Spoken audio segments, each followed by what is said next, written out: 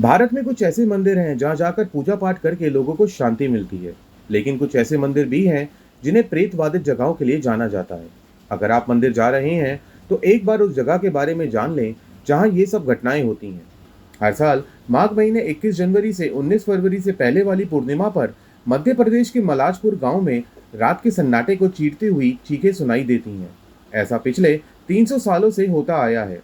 ये आवाजें किसी का भ्रम नहीं है, बल्कि यह होने वाली अनोखे भूतों के मेले की आवाजें हैं।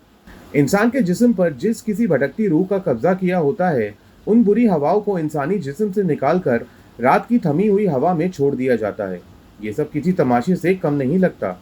हो सकता है कि आपको ये किसी भूतिया सीरियल का सीन लगे, लेकिन मलाजपुर में ये आम बात है। लोगों को कोई होशो हवास नहीं रहता कि लोग क्या कर रहे हैं।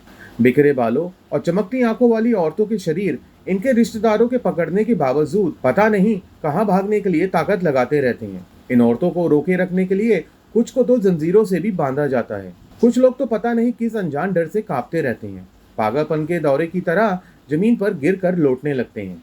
मलाजपुर के मंदिर की घंटियां बजते ही यहाँ का पुजारी मंत्र पढ़ने लगता है। भूत भगाने का तमाशा अब शुरू होने वाला ही होता है। जहाँ ये सब समारोह हो रहा है, वहाँ जाने के इच्छुक लोग की कतारें लग जाती हैं। ऐसा लगता है कई लोगों के अंदर भूत भगाने पड़ेंगे।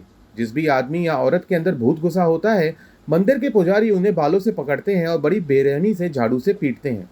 उनका कहना है कि इस तरीके से इंसान के अंदर घुसी बुरी आत्मा डर जाती है। तू कौन है और तू कहाँ से आया है, इस तरह के सवाल पुजारी पूछने लगते हैं। एक समय आने पर पुजारी हामी भरता है कि व्यक्ति के भीतर भूत घुसा है, या फिर उस इंसान को तब तक पीटता है जब तक भूत शरीर छोड़कर भाग नहीं जाता।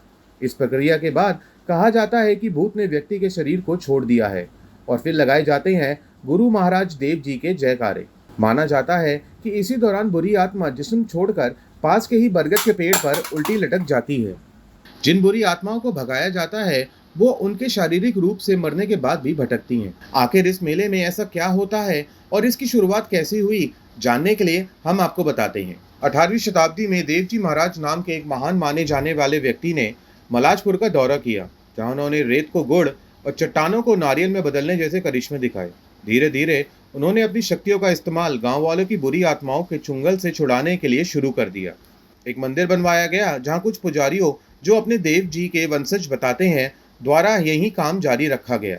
इतने साल बाद आज भी मलाजपुर के गांव वालों और मंदिर के पुजारियों ने इस परंपरा को जिंदा रखा है। भले ही आप इसे अंधविश्वास माने, मगर आज भी लोग हजारों की तादाद में मलाजपुर पहुंचते हैं, क्योंकि उन्हें विश्वास है कि मंदिर में उनके सिर से भूत को उतार दिया जाएगा।